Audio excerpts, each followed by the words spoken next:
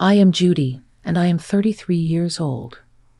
I do not have a big family, so one of the advantages of marrying my husband Kyle is being present at such a large event. The music was blasting, and the air was filled with the laughter and chatter of my husband's family. This was the first time I saw such an event. Unlike me, Kyle was from a very large family. They organized a family reunion bash for themselves, and more than 100 people attended the event. For us, it was a great opportunity to meet distant relatives and enjoy some good food. But destiny had its own ways of testing me. It was supposed to be a great opportunity for all of us to enjoy spending time together when I met the meanest and evilest mother-in-law. The thing about her is that for the most part of my life, she dedicated her time, energy, and effort not to give birth to Kyle, but to disrespect and belittle me as his future wife. What she did not know, though, is that I soon will not be a future but a mother. Our journey to my motherhood was long, hard, dotted with numerous doctor's appointments and ruined hopes. What made things worse is that Hannah was twisting my misfortune into my face every time she got a chance. She came up to me at the bash and said, "Judy, my dear, you are still not pregnant. I must say that you are way too old, and now it's just sick." My team sister, God, how could my son marry someone who cannot even give him an area? I was shocked. Official website is so rude and evil. I must say that I felt my cheeks burning because I did not really believe what I just had. Excuse me, what? Oh, you better hear me the first time. Wait, and now. I watched as Hannah left me and run from the scene. I felt humiliated enough, but she did the unthinkable. Since this was an event, she went to the DJ and asked if she can borrow his mic. "Ladies and gentlemen, if you can please give me your attention." At this point, I had a bad feeling about what she was going to do. Marianne, my good friend, and wife of my son Kyle, is here to special event possible outcome experience. We are family, aren't we? Aware that this had bad news written all over, my husband Kyle, who was miles away, began to speed over to the DJ booth. He knew his mom and knew that she was not going to say something positive about me. Unfortunately, he was still too far from it to reach her before it was too late. "All right, peasants, if you can tear yourself away from each other like, I have some more news for you. If you take your eyes off Judy, you will notice that she is not pregnant or that she is not holding any baby, haha. God, I can hardly believe it, but hey, I guess I was right. After all, it is not her fault. I guess that actually means she is infertile after all." "Mom, that is enough," shouted Kyle, although the power at last of him voice was no match for the large microphone and a powerful speaker that his mom was speaking onto, so she continued, "Don't worry, Kyle, this is a lesson you to everybody else and definitely a learning lesson. Judy, I know this is hard to hear, but you have to hear it. You are infertile and therefore you are wasting everyone's time here instead. We are all only growing older and I want my grandchild sooner or later. So I think it would be best if you two did something like get a sergeant or divorces general." "Haha, I can't believe I just said that. I want to see my grandchild." To my relief, thankfully, I was cut off by Kyle, during which she finally got to me. I, for one, couldn't move at all. It was like I was frozen. It seemed like 100 pairs of eyes were looking at me all at once. And, quite frankly, I just wanted the earth to open up and swallow me whole. I felt humiliated as I felt everyone was looking right at me. Finally, despite Kyle stopping her, its damage was already done. Some people looked at me with a disgusted face. Others looked like ones of sympathy. But, honestly, too many just wore expressions of embarrassment. They were humiliated on my behalf, and as a person who does not like to be pitied, this was the worst thing I could imagine. I felt helpless. I'm usually the type of girl who doesn't care what other people think and says what's on her mind. But how could I do that with all these people looking? The DJ tried to get the party back on track and overturned a flip, but like I said, the damage was done. Some people went back to whatever activity they were pursuing before. I knew the whole family would talk about this. My whole family would text about it for the next week, I was sure. I did what I suppose many people would have done in this situation. I ran. I felt so unwelcome and certainly didn't feel loved as I saw Kyle and Hannah talk, more likely argue, off to the side. I ran right into the house hoping to find the nearest bathroom where I could be alone. Of course, there were less than 5 in the house, so I locked myself in the bathroom first and cried and cried. It felt like I was there for hours, and then I got a tap on the door. And I knew it would be none other than my loving husband, Kyle. I was dumbfounded by his response upon seeing my bloodshot eyes and swollen cheeks. I swear to God, I'm not talking to that woman ever again after today. Kyle, you can't say that. She's your mother. Yeah, and she's horrible at it too, and I'll never be able to show my face in here again. I managed to hold in my emotions and waited until we were far enough away that I couldn't hear the other students at the party laughing at me. If you want, we can go home right now. Just say the word, and we are out of here, Kyle offered. No, that will mean I've lost. Hey, what did you tell her? So he told me how he had scolded her for such insolence and rudeness. I wonder why she said something like that. I don't even know half the people in the party, but I was still crying. I know, love. I've let her abuse you for far too long. I'm so sorry. This is my fault, I said. Hugging me, I continued to cry in his arms again. I love this man. After all those years as a kid who told me I had to be strong and not show my emotions or it would look like I was weak, Kyle was always there to catch my tears for me. I pulled away slightly from him and looked up at the love of my life. His warm brown eyes met mine, and I felt just how much I loved this man. Despite my attempts to smile, I started to cry, but I forced myself to suppress the emotion. Hey, do you remember how we met? Kyle smiled. Exactly, how can I ever forget such a beautiful day? I laughed, and he laughed with me. We were both in the library of our university when there was only one electrical outlet left, so we fought over it. After that, we simply talked for hours. We exchanged phone numbers, and the rest, as they say, is history. I love you so much, Kyle. I love you too, Judy, more than anything in this world. And if you need us to go home, then please let me know. This party is dead anyways after that stupid stunt my mother pulled. Kyle, do you remember when we found out? He nodded, a pained look flashing into his eyes. We were trying so hard, and I thought that maybe it was me who was infertile. But finding out it was you, that was even worse. I could have handled it if it was me, you know. I was prepared. But you're so perfect. I never expected it to be you. I never wanted it to be you. I'm so sorry. I know, babe. It was a tough time for us both, but we got through it together. And we'll get through this too. Kyle, look at me. That's when I saw it, the love my husband had for me, and knew we weren't in this alone.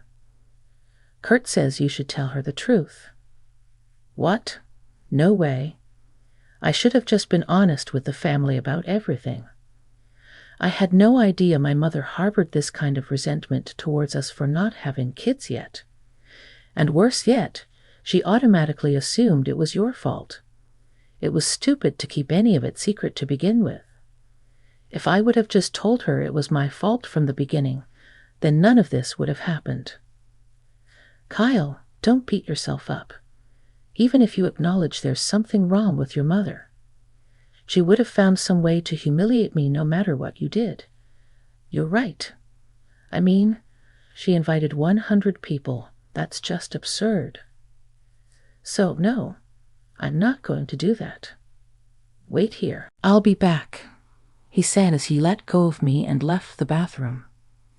I was so humiliated that I chose to remain in the bathroom and heed his call. Before I knew it, I had earned the filthy suit on my back for its final paycheck. Time passed, and I became fiercely convinced that Kyle was doing something stupid to perfection when we rescheduled the family name and exposed him to his family. My convictions went wild as I saw Kyle sneaking in with a stack of papers. Thank God. I was about to bust out of this place and stop you wherever you are. You might try and stop me, but I won't. How are you? What have you done? And when I received the stack of papers and cried out in amazement, what are these? My infertility test results and your hyperfertility test results. I printed them out at the library. My stomach ached in bestial pain. How could you do that without telling me? And now you want me to show them to Hannah? Kyle, I can't do that. I told you I wasn't going to do it. I can't just show her these. Judy, she embarrassed you in front of everyone. She needs to be brought down to earth. She's going to have to eat crow when she realizes that I'm not just queuing up for you. I can't do that, Kyle. I told you that so many feelings would die tonight. I can't do that. I don't care about you. She's the one who'll be embarrassed. I'm not afraid of being infertile. It's Nicolas Cage's fuck, but there's hardly any other day to do it. I think we should look into alternative methods of conception. I looked up at him, feeling completely overwhelmed by his love and selfless nature.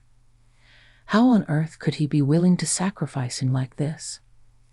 Moreover, it seemed that he was ready not just to take the pill, but properly face this ailment and start doing something about it. For so long, it was a painful or tender subject in a relationship.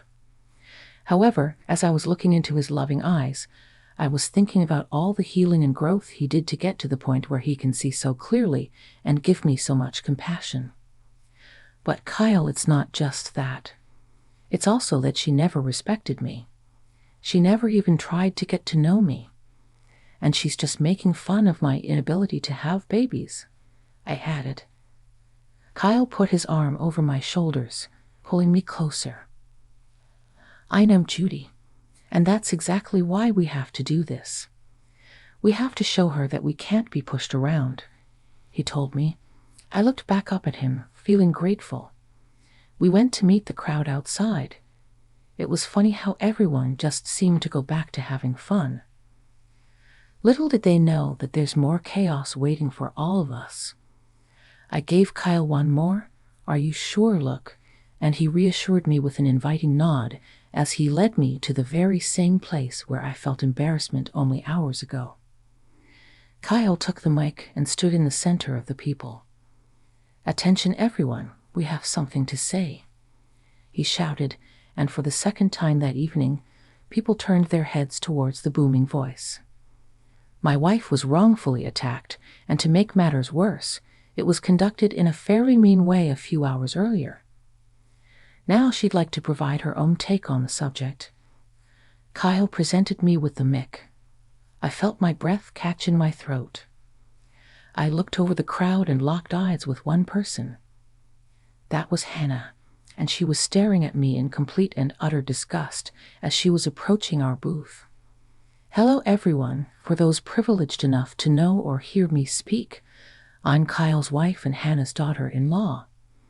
I'm sorry, but the words I'm about to say have already been said. I started. But before I finished, Hannah began approaching us from a short walk from our booth. Surprisingly, rather than being more scared, I found my confidence and anger were increasing.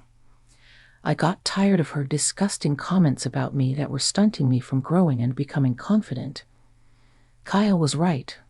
I needed to man up and shut her up once and for all. That's it, Anna said without even approaching our booth. I was surprisingly taken by my own fierce demeanor, she says. This is not the time to interrupt me. You were allowed to say anything you wanted to. And now it's my turn, she said, and I was left surprised and silent. So, thank you. I only wanted to say one statement. I didn't need to say what she said. However, I am an advocate for the truth. Behind your back and share my opinion, whatever it may be, whether it is something very touching and private that I must keep to myself. I will say it then. I said as I faced Hannah. So you think I'm pathetic and cannot birth a baby? Well, here's some news. It's your son. Kyle is the one who can't have children. These are the papers. Kyle can provide them to whoever wants them. He held the documents, and Hannah was furious. A murmur spread through the crowd, undoubtedly followed by a gasp. I glanced at Kyle, making sure he was fine, then found out he was giggling and grinning, amazed at everyone's response. However, my mother-in-law, though, had the funniest look on her face. The hall became silent, and everyone's sight was just on us. Hannah's face went pale as though I had just slapped it out of her. What are you saying? I mean, no, that's impossible. Oh, but that is true, in fact, a high fertility rate. I said. There were more gasps and murmurs on the floor. This was something out of a movie. I don't even know what to say, Kyle. Why didn't you tell me? Well, maybe I just was not ready. It is a sensitive issue, and I know you wouldn't have said that to me. Still, I wouldn't have just revealed the whole thing in front of you. Therefore, it was clear to make this revealed in front of all of you. You humiliated my wife, and I had to set things. Kyle, I'm sorry. No, begged Judy. However, it seemed that Kyle had just asked her to recite the Bible using King James Version. She started very reluctantly. Kyle never stopped chanting the word, and even took the mic from my hand and continued chanting. He just kept on chanting, and slowly but surely the rest of the crowd followed suit, with all of them insisting Hannah apologize for the evil words. Because she was too proud, even the pressure from a whole mob of family members couldn't sway her from her disdain for me. I'll do no such thing. She doesn't deserve it. Even if I was incorrect about the fertility thing, why didn't she just say it? It's her fault for not clearing up the air earlier, and now she wants to embarrass me. People began to boo her like she was a terrible music artist performing a terrible set. Feeling embarrassed on her property, she ran inside the house, attempting to escape the judgment that was being passed. The story doesn't end there, folks. We resumed the festivities while Hannah spent the rest of the event held up in her room. So, several aunts and uncles made attempts at luring her out of her room, but to no avail. She was stuck in her pride, and it was leaving a sour taste in people's mouths. Nonetheless, we enjoyed the rest of the reunion with various family members, both known and extended, approaching Kyle and me, commending us on our bravery.